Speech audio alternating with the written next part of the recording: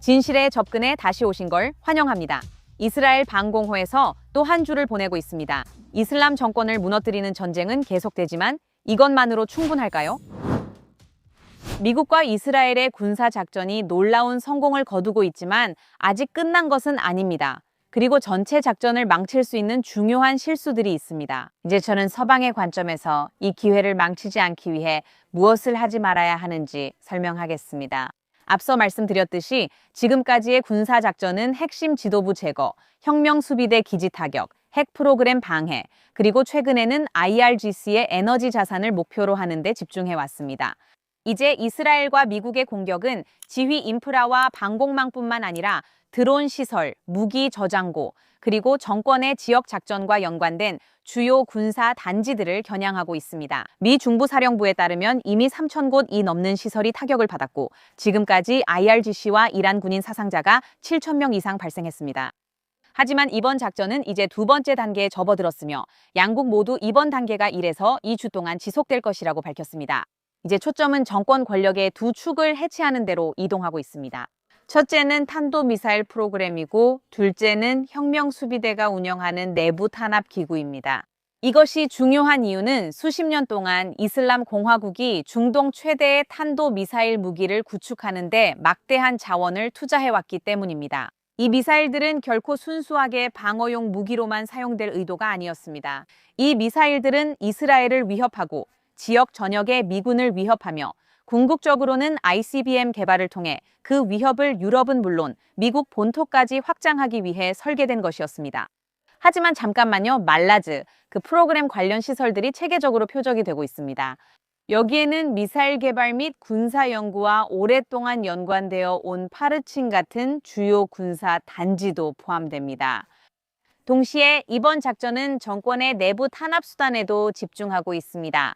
혁명수비대는 단순한 군사 조직이 아닙니다. 혁명수비대는 정보망과 중운사 조직, 그리고 주로 이란 국민을 통제하기 위한 감시 시스템도 운영하고 있어. 자, 이 조직들이 바로 거리에서 시위대를 폭행하고 언론인을 체포하며 여성에 대한 정권의 사회적 규제를 집행하는 것들이야. 이런 기관들을 해체하는 것이 매우 중요해. 이란 국민이 언젠가 스스로 자신의 미래를 결정할 기회를 가지려면 반드시 필요한 일이야. 하지만 군사 전략이 잘 작동하고 있을 때조차도 정치 전략은 여전히 크게 잘못될 수 있어. 이번 주에 우리는 서방이 이 일을 망칠 수 있음을 보여주는 세 가지 경고 신호를 봤어. 첫 번째 문제는 영토 보전이야. 최근 며칠 동안 이라크의 쿠르드 군대가 이란 서부로 진입하려 한다는 소문이 돌고 있어. 또는 전쟁 중에 외국 세력이 국내에 이런 분리주의 운동을 부추길 수도 있다는 얘기도 있어. 한 가지 분명히 해두고 싶어. 이란의 영토를 분할하는 것은 거의 모든 이란인들에게 절대 용납될 수 없는 일이야. 이슬람 공화국을 혐오하는 이란인들조차도 압도적으로 자국의 영토 보전을 지지해. 이건 정권의 입장이 아니야. 이건 국가 정체성에 관한 입장이야. 그래서 정권은 수년 동안 이스라엘이 이란을 분할하려 한다는 신화를 이용해서 국민들 사이에 두려움을 조장해왔어. 서방이 이란의 영토를 분할하려 한다고 인식된다면 많은 이란인들이 즉시 미국과 이스라엘에 맞서 단결할 거야. 이스라엘인들과 유대인 공동체에게 이 문제가 이란인들에게 얼마나 민감한지 이해하려면 누군가가 정치적 해결책의 일환으로 이스라엘이 예루살렘을 내줘야 한다고 제안한다고 잠시 상상해봐. 이란을 분할한다는 생각은 대부분의 이란인들에게 그만큼 민감한 문제야. 그건 결코 협상의 대상이 아니야. 그래서 이번 주에 이스라엘 총리 베냐민 네타냐후가 이스라엘은 이란을 분할하려는 의도가 없다고 분명히 말한 것이 그렇게 중요한 거야. 우리는 이란을 분할하고 싶지 않습니다. 우리는 이란을 해방시키고 그 폭정에서 해방시켜 평화롭게 함께 살고 싶습니다. 이제 그 명확한 입장이 중요합니다. 그러나 이스라엘은 이라크와 시리아에서 쿠르드족 단체들과 전략적 관계를 유지하고 있습니다. 그러한 관계는 그곳의 쿠르드군이 해당 국가들에서 이슬람주의 위협에 맞서는 중요한 동맹이었기 때문에 발전했습니다. 하지만 그것은 이란 내부에서 분리주의를 지지하는 것과는 전혀 다릅니다. 이 두 상황은 완전히 다릅니다. 초기 소문 이후 도널드 트럼프 대통령은 이라크에 있는 쿠르드군에게 이번 분쟁에 개입하지 말라고 경고하며 그런 행동이 상황을 더 불안정하게 만들 수 있음을 인식한다고 밝혔습니다. 쿠르드족의 개입을 원하지 않습니다. 여러분도 아시다시피 우리는 쿠르드족과 매우 우호적인 관계입니다. 하지만 전쟁이 이미 복잡한 만큼 더 복잡하게 만들고 싶지 않습니다. 그 가능성을 배제하지 마세요. 아니, 저는 그 가능성을 배제했습니다. 저는 쿠르드족이 개입하는 것을 원하지 않습니다. 서방은 이곳에서의 목표가 이란 국민들이 이 정권에 맞서 그들의 나라를 되찾을 수 있도록 지원하는 것이라면 서방이 이란 국가 자체를 해체하려 해서는 안 된다는 점을 기억해야 합니다. 또 그렇게 하려는 듯 보여서도 안 됩니다. 서방이 반드시 피해야 할 두 번째 실수는 가짜 반대파 단체에 힘을 주거나 그들의 목소리를 키우는 것입니다. 수십 년 동안 서방 정부와 언론은 누가 실제로 이란 국민을 대표하는지 반복해서 잘못 파악해 왔습니다. 정권 로비스트들부터 가장 악명 높은 사례인 무자헤딘, 즉 MEK에 이르기까지요. 저는 몇 주 전에 이 프로그램에서 그들이 진짜 어떤 집단인지 폭로한 바 있습니다. 이 단체는 처음에 마르크스주의와 이슬람주의가 이상하게 섞인 이념으로 시작했으며 미국에 의해 외국 테러 조직으로 지정되기도 했습니다. 이들은 1979년 아야톨라 호메이니가 권력을 잡는데 결정적인 역할을 했던 초기 혁명 연합에서 핵심적인 역할을 했지만 이후 정권과 갈등을 빚게 되었습니다. 오늘날 이 단체는 특히 산하 위장 조직들을 통해 자신들을 이슬람 공화국에 대한 민주적 대안으로 보이려고 시도하고 있습니다. 미국에선 NCRI, 즉 이란 저항국민평의회로 알려져 있습니다. 하지만 그들의 이념은 결코 민주적이지 않습니다. 이란 내에서 이 단체는 거의 아무런 정당성도 없고 이란 이라크 전쟁 당시 사담 후세인과 동맹을 맺었던 것 때문에 대중에게 혐오받고 있습니다. 그럼에도 MEK는 수년간 서방 정치인들과 로비 네트워크 구축에 힘써왔습니다. 그들의 지도자인 마리아 무자비는 전직 서방 관리들이 참석하는 회의에 자주 등장하며 이들은 이 단체를 이란의 미래 지도자로 묘사하는 것을 좋아합니다. 하지만 사실은 그렇지 않습니다. MEK는 이번 주에 심지어 상상 속의 망명 정부를 선언하는 대담함까지 보였습니다. 누구의 정부인가요? 이란 국민들은 당신들과 함께하지 않습니다. MEK. 그건 확실합니다. 이 단체들은 이란인들을 대변한다고 주장하면서도 실제로는 나라를 분열시키고 이란 내 실제 이란인들의 목소리를 억압하려고 합니다. 또한 일부 서방 언론은 이 극단 단체들이 정당성이 있는 듯 그들의 목소리를 계속 증폭시키고 있습니다. 이번 주 파이낸셜 타임스가 MEK 프로필을 OAN이 이 단체와 인터뷰를 다루며 그들을 이란 야권으로 잘못 소개했습니다. 하지만 이들은 이란 야권이 아닙니다. 이것은 서방이 계속해서 반복하는 문제입니다. 망명 정치에서 가장 목소리가 큰 사람들이 종종 이란 국민들의 목소리로 오해받곤 합니다. 이것이 서방이 반드시 피해야 할 세 번째 실수, 즉 소위 개혁주의적 해법으로 이어집니다. 수년 동안 서방 정부들은 이슬람 공화국 내에 점진적으로 체제를 내부에서 개혁할 수 있는 온건파가 있다고 스스로를 설득해 왔습니다. 하지만 진실은 이 정권 자체가 이러한 개혁주의적 내러티브를 만들어냈다는 것입니다. 개혁주의자라는 꼬리표는 외교적 도구로 작용합니다. 이것은 정권이 서방 청중들에게는 더 온화한 이미지를 보여주면서도 동시에 이란 내부에서는 계속해서 권위주의적 구조를 유지할 수 있게 해줍니다. 우리는 이런 순환을 여러 번 봐왔습니다. 하산 로하니, 자바드 자리프, 그리고 심지어 현 정권의 대통령인 마수드 베제시키안 같은 인물들 모두가 국제적으로 온건파로 홍보되고 있습니다. 이 서방 정부들은 이들을 정권이 실제로 변화할 수 있다는 증거로 받아들입니다. 하지만 그 모든 세월 동안 최고 지도자는 모든 것에 대한 최종 권한을 유지했습니다. 이란 혁명 수비대는 경제적, 군사적 권력을 확장했고 이란 내의 탄압은 계속되었습니다. 그리고 이른바 개혁주의자라고 불리는 이들 중 많은 사람들의 기록을 보면 그 모순이 분명해집니다. 마수드 베제시키안을 예로 들어보죠. 서방 언론과의 인터뷰에서 그는 자신을 의무적 히잡법 완화와 일부 사회적 규제 완화를 지지하는 사람으로 내세웠습니다. 하지만 그가 실제로 이란 체제 내에서 권력을 가졌을 때는 바로 그 똑같은 규제들을 시행했습니다. 그가 국가 의료 시스템의 일부를 감독하던 시절, 그는 해당 정책들이 공식적으로 법에 명시되기 전부터 병원과 의료기관에서 엄격한 히잡 착용 규정을 직접 시행했습니다. 다시 말해, 그가 권력을 가졌을 때는 정권의 강경파들이 했을 행동을 똑같이 했습니다. 그는 나중에 개혁해야 한다고 주장했던 정책들을 직접 시행했습니다. 이번 주에도 또 한 사례가 있었습니다. 베제시키아는 공개적으로 정권이 이 지역의 아랍 국가들의 미사일을 발사하는 것을 중단하겠다고 밝혔고 심지어 사과까지 했습니다. 하지만 불과 몇 시간 후 이란군은 다시 아랍 국가들을 향해 미사일을 발사했고 바레인과 아랍에미리트 등으로 향하는 공격도 있었습니다. 그런 모순은 이 개혁주의자들의 내러티브에 대해 여러분이 알아야 할 모든 것을 말해줍니다. 서구 청중을 위한 한 가지 발언과 실제 현장에서의 또 다른 행동들이 있습니다. 개혁주의자들은 정권의 소통 창구 역할을 합니다. 그들은 서구 정치인들과 언론인들이 이슬람 공화국이 언젠가는 변할 수도 있고 협상 파트너가 될 수도 있다는 증거로 삼을 수 있는 발언, 요점을 제공합니다. 하지만 정권의 핵심 권력 구조는 전혀 변하지 않습니다. 이슬람 정권 자체의 근본적인 개념인 이슬람 율법학자의 수호 체제 말이죠. 모든 권력이 최고 종교 지도자의 손에 달려 있다는 것인데 이번 주에 그 자리에 알리 하메네이의 아들인 모즈타바가 지명되었습니다. 이런 억압 체제가 계속되는 한 이 구조 아래에서는 누가 이끌든 심지어 개혁주의자가 지도자가 되더라도 이란에는 아무런 변화가 없을 것입니다. 실제로 개혁주의자를 허수아비로 내세우면 정권이 더 오래 지속될 수도 있습니다. 만약 목표가 정권이 자국민을 탄압하고 전체 지역을 위협하는 능력을 끝내는 것이라면 초점은 정권 자체를 지탱하는 구조, 특히 혁명 수비대와 더 광범위한 안보 기구를 해체하는 데 맞춰져야 합니다. 궁극적으로 이란의 미래는 트럼프 대통령이나 다른 누군가가 아니라 이란 국민들에 의해서만 결정될 수 있습니다. 한 가지는 이미 분명합니다.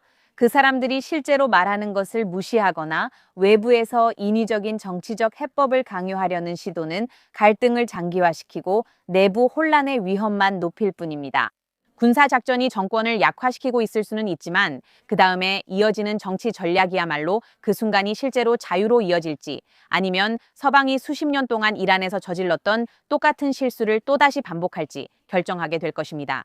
지금 이슬람 정권이 미사일 기지와 지도자들을 빠르게 잃고 있는 가운데 또 다른 일이 많은 서방 도시들과 서방 언론에서 터져 나오고 있습니다. 반전 시위로 포장된 인위적인 분노 캠페인의 물결이 대중에게 퍼지고 있습니다. 하지만 실제로 이러한 시위들을 누가 조직하고 누가 자금을 대며 어떤 메시지를 내세우는지 살펴보면 이것이 자발적인 평화 운동이 아니라는 것이 분명해집니다. 이란인이나 미국인의 안녕에 대한 걱정인가요? 이것은 반미 성향의 활동가 단체들과 언론 인사들로 이루어진 네트워크로 이슬람 정권이 어떤 책임도 지지 않도록 보호하는 동시에 미국과 이스라엘에 대한 반감을 키우려는 평행 정보 캠페인을 벌이고 있습니다.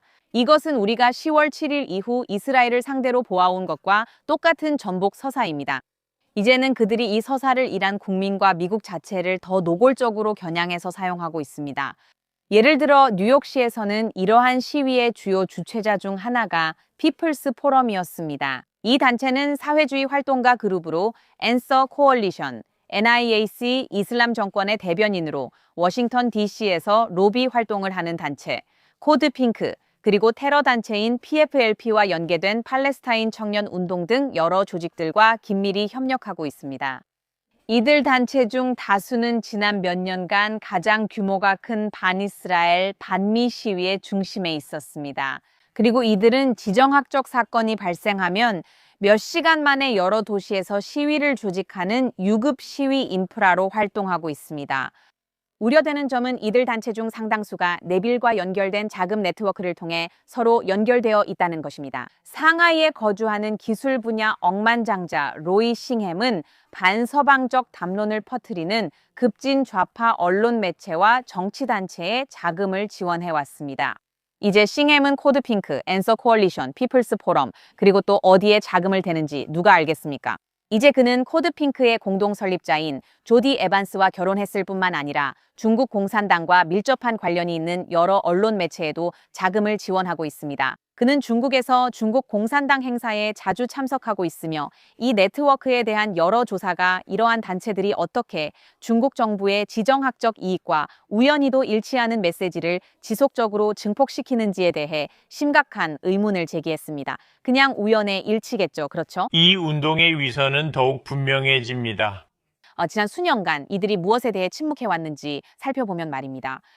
이슬람 공화국은 수십 년 동안 정치범을 처형하고 언론인을 투옥하며 시위를 잔인하게 진압해왔습니다. 1980년대에만 해도 정권에 의해 3만 명이 넘는 정치범들이 처형당했습니다. 2022년이란 혁명 수비대는 시위를 막기 위해 전국 수백 명의 여학생들을 중독시켰습니다. 그리고 1월에는 이슬람 정권이 수백 명의 어린이를 포함해 약 3만 6천 명의 시위대를 추가로 살해했으며 오늘날에도 수많은 사람들이 감옥에서 고문을 당하고 있습니다. 그 소녀들을 위한 정의를 요구하는 대규모 시위가 뉴욕시에서는 어디에 있었나요? 그런 테러에 책임이 있는 정권의 종식을 요구하는 집회가 런던에서는 어디에 있었나요? 하지만 이제 그 정권의 군사 인프라가 표적이 되고 있습니다.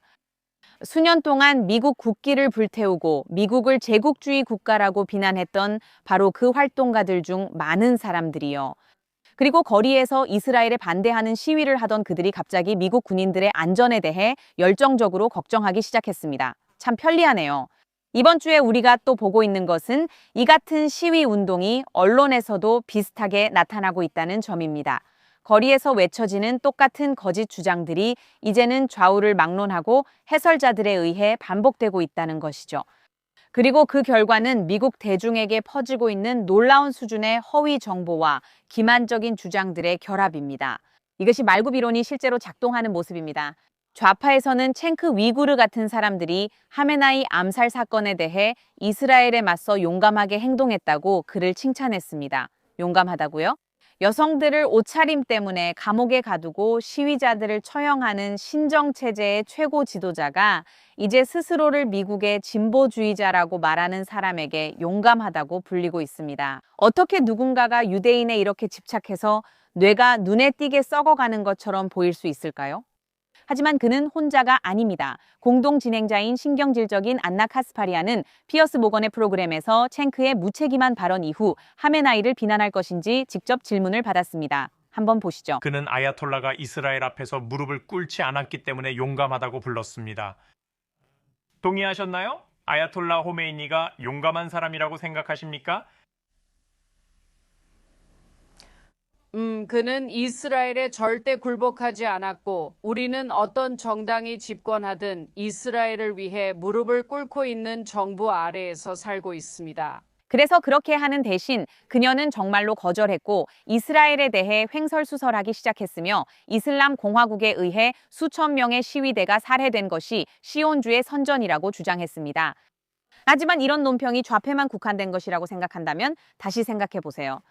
우파 쪽에는 카타르의 총아 터커 칼슨이 있는데 그는 일주일 내내 이슬람 정권에 맞서는 것이 어떻게든 수천 명의 미국인 사망으로 이어질 것이라는 주장을 펼쳤습니다. 그리고 더 최근에는 이슬람 공화국의 항복이 미국 군대가 이란 여성들을 성폭행하는 것을 용인한다는 황당한 주장을 펼치기도 했습니다. 터커의 이런 분석은 편리하게도 한 가지 사실을 무시하고 있습니다. 이 같은 정권은 이미 수십 년 동안 미국 군인들을 살해한 민병대에 자금을 지원해왔고 47년이 넘는 세월 동안 미국 관리 암살 음모에도 가담해왔습니다. 좋습니다. 그리고 데이브 스미스는 다시 피어스 모건의 프로그램에 출연해 미국과 이스라엘이 세계에서 가장 악랄한 테러 조직이라고 선언했습니다. 한번 보시죠. 이스라엘 방위군은 이 지역에서 가장 악랄한 테러 조직입니다. 현실을 직시합시다. 미국은 아마도 세계에서 가장 악랄한 테러 조직일 것입니다. 지난 25년을 돌아보면 우리가 얼마나 많은 무고한 민간인을 학살했는지 알 수 있습니다. 당신은 우리를 신보수주의로 몰아가고 있습니다. 네, 맞아요. 당신은 우리를 신보수주의자들이 지난 몇 년 동안 갈망해온 7번째 전쟁으로 몰아넣고 있어요. 아니요, 사실 이 나라를 사랑한다면, 진정한 애국자라면 이런 걸 미워해야 합니다. 그 발언과 데이브의 모든 망상적인 외교 정책 분석에서 놀라운 점은 국가들이 어떻게 행동해 왔는지에 대한 역사적 기록을 완전히 지워버려야 한다는 점이에요. 그리고 이번 경우에는 이슬람 공화국 자체가 그렇죠. 수십 년간의 미사일 공격, 대리전, 암살 음모, 그리고 미군에 대한 공격들이 있었습니다. 서방이 항상 침략자이고 권위주의 정권이 항상 피해자인 이야기로 바뀌면서 이런 사실들은 이야기에서 사라지게 돼요. 데이브의 가정은 모두가 기회만 주어진다면 합리적으로 혹은 우리가 서구 세계에서 생각하는 방식대로 합리적으로 행동할 것이라는 잘못된 전제에 기반하고 있어요. 이것이 바로 우리가 좌파와 우파 모두에게서 자주 보는 위험할 정도로 순진한 서구의 실수예요. 데이브의 자유지상주의적 환상은 강력한 제도와 법치가 존재하는 사회 밖에서는 적용되지 않는 사치스러운 신념에 뿌리를 두고 있어요. 데이브의 보잘것없는 작은 머리로는 이 세상에 이슬람 극단주의에 의해 동기부여된 나쁜 사람들이 실제로 존재한다는 사실을 이해하지 못하고 그래서 그들이 그런 식으로 행동하는 것이 반드시 서구의 잘못이라고 생각하는 거예요. 이것은 역사가 여러 번 보여주었듯이 전혀 사실이 아니에요. 이 전체 상황을 한 발짝 물러서서 바라보면 가장 눈에 띄는 점은 주장들이 얼마나 구별이 안 될 정도로 비슷해졌는지라는 거예요. 극좌와 극우 일부는 이제 이 전쟁에 대해 거의 똑같은 주장을 반복하고 있어요. 그들은 더 큰 전략적 위협은 무시한 채 사소한 사건들에 집착해서 집중하고 있어요. 그들은 가상의 미국인 사상자에 대해 공포를 조장하고 분명히 미국의 싸움임에도 불구하고 이스라엘을 비난하고 있어요. 그들이 옹호하는 정권이 이미 수십 년 동안 이 지역과 그 너머로 폭력을 수출해왔다는 사실은 완전히 무시하고 있어요. 그래서 이런 시위대가 서방 도시를 행진하고 이런 논평가들이 TV와 소셜미디어에서 논쟁을 벌이는 동안 이 대화에서 거의 목소리를 내지 못하는 한 집단이 있다는 점을 기억할 필요가 있어요. 바로 이란 국민들 자신이에요. 왜냐하면 그 사람들은 이 시위운동과 논평가들이 이제는 지키려고 하는 이 정권을 끝내기 위해 수년 동안 목숨을 걸고 싸워왔기 때문이에요. 이번 주 좋은 소식, 나쁜 소식, 끔찍한 소식으로 넘어가겠습니다. 먼저 끔찍한 소식부터 전하겠습니다. 이번 주 호주에서 억압적 정권을 위해 노래 부르기를 거부한 것이 죄가 된 젊은 여성들을 봤습니다. 이번 주 호주에서 열린 여자 아시안컵에서 이란 여자 축구 국가대표팀 선수들이 경기 전에 이슬람 공화국의 국가를 부르기를 거부했습니다. 조용하지만 강력한 저항의 행동이었지만 그것만으로도 정권의 분노를 불러일으키기에 충분했습니다. 이란 국영 언론은 즉시 선수들을 공격하며 그들을 전시의 배신자라고 부르고 갈등의 시기에 불충했다고 비난했습니다. 이제 정권과 가까운 해설자들은 선수들이 이란으로 돌아오면 반드시 책임을 져야 한다고 요구했습니다. 그리고 인권운동가들과 이란 반체제 인사들은 만약 팀이 이란으로 강제로 돌아가게 된다면 개인적으로 심각한 결과와 보복을 당할 수 있다고 신속하게 경고했습니다. 그래서 이 사태 이후 선수들이 대회 기간 동안 정권 관계자들에게 밀착 감시를 받고 있다는 보도도 나왔습니다. 또한 이란 내 선수 가족들도 당국의 압박이나 협박을 받을 수 있다는 보도도 있었는데 이는 정권이 오래전부터 해온 일입니다. 한편 해외에 거주하는 이란인들은 선수들의 안전에 대해 경고를 보내고 있으며 만약 선수들이 귀국을 두려워한다면 호주가 그들에게 보호를 제공해 줄 것을 촉구하고 있습니다. 현재까지 호주 정부는 5명의 선수들의 망명을 받아들여 그들에게 망명 허가를 내렸습니다. 하지만 트럼프 대통령이 직접 나서서 호주의 전체 팀이 머물 수 있도록 도와달라고 요청한 이후로 압박이 정말로 커졌습니다. 그리고 만약 호주가 받아들이지 않는다면 미국이 그들을 받아들이겠다고 했습니다. 이러한 상황은 팀버스 창문에서 선수들이 수하로 도와주세요라고 말하는 충격적인 영상이 공개된 이후에 벌어진 일입니다. 이에 시위대가 버스 출발을 물리적으로 저지하는 상황이 발생했습니다. 하지만 호주 당국이 개입해 시위대가 버스를 막는 것을 저지했고 선수들은 호텔로 돌아갈 수 있었습니다. 비극적인 현실은 그 선수들이 이란으로 송환되면 반드시 처벌받는다는 점입니다. 사실 그들 중 일부는 가족들에게 가해지는 압박 때문에 지금 당장 망명하는 것조차 두려워하고 있을 가능성이 높습니다. 호주와 모든 국제사회는 이슬람 정권이 자국 최고의 운동선수들을 이렇게 오랫동안 박해하는 것을 더 이상 용납해서는 안 됩니다. 그리고 이번 주의 나쁜 소식은 실제가 아니었다면 정말 터무니없었을 일입니다. 전 세계 이란인들, 심지어 이란 내에서도 지난 반세기 동안 가장 잔혹했던 독재자 중 한 명의 종말을 축하하고 있을 때 일부 서방 도시의 소규모 활동가 집단들은 정반대의 행동을 하고 있었습니다. 그들은 그를 애도하기 위해 공개 집회를 열고 있었습니다. 영국에서는 맨체스터 이슬람 센터를 중심으로 알리 하메네이 추모 촛불 집회가 열렸는데 이 센터는 정권의 자금을 지원받고 있습니다. 물론 약 100여 명이 모여 죽은 최고 테러리스트를 추모했습니다. 비슷한 추모 행사는 영국의 다른 지역에서도 보고되었으며 일부는 여러 모스크와 다양한 이슬람 학생회와 연계된 행사였습니다. 일부 대학 단체들은 하메네이를 순교자라고 부르며 그를 위해 기도하라고 독려하는 메시지까지 올렸습니다. 정말이에요. 그리고 거기서 끝나지 않았어요. 뉴욕시에서는 소수의 정권 지지자들이 워싱턴 스퀘어 파크에 모여 하메네이를 기리는 촛불 집회를 열었습니다. 그 모임에는 그의 사진과 촛불이 놓인 임시 추모 공간이 있었고 그의 삶을 칭송하며 지지자들에게 그를 본받으라고 촉구하는 연설자도 있었습니다.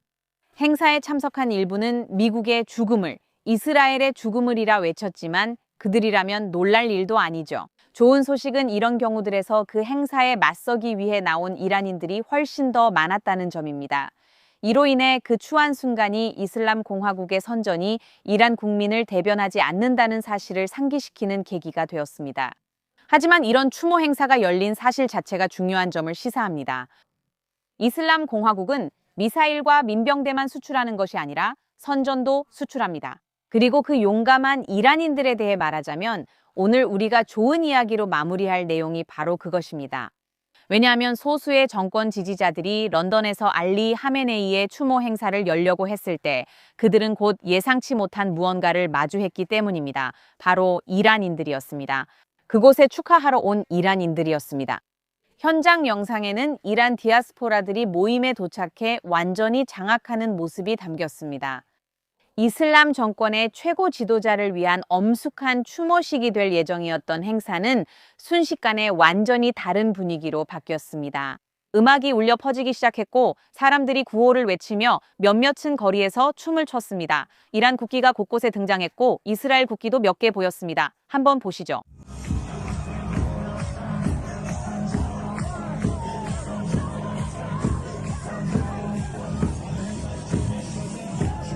그러니까 정권 지지자들이 슬픔의 순간이 되길 바랐던 그 자리가 결국 거리 파티로 변해버린 거죠. 그리고 이번 주 이스라엘에서도 정말 비슷한 장면을 볼 수 있었습니다.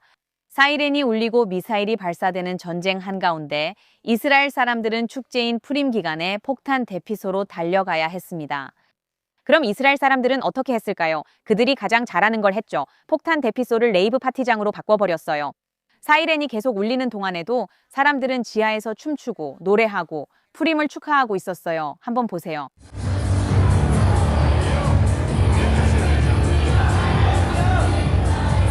이 두 순간을 나란히 놓고 보면 이란인들이 정권 기념식을 거리 파티로 바꾸고 이스라엘인들이 폭탄 대피소와 미사일 공격을 레이브 파티로 바꾸는 걸 보면 뭔가 중요한 점이 보이기 시작해요. 이 두 사회는 두려움 속에서 사는 것을 거부해요. 이슬람 공화국은 전체 체제를 협박, 폭력, 그리고 통제 위에 세우고 있죠. 하지만 정권이 사람들을 더 겁주려고 할수록 사람들은 오히려 그것을 비웃는 방법을 더 많이 찾아내요. 결국 그게 가장 강력한 저항의 형태일지도 몰라요. 자, 이번 주는 여기까지예요. 물론 다음 주에도 이 지역 곳곳의 소식과 이슬람 공화국과의 전쟁에 대한 최신 소식으로 다시 찾아올게요. 여러분의 이야기가 있다면 소셜미디어에서 에밀리 K 슈레이더나 인스타그램 에밀리 인 텔라비브로 연락해주세요. 다음 주 JNS 액세스 오브 트루스에서 만나요.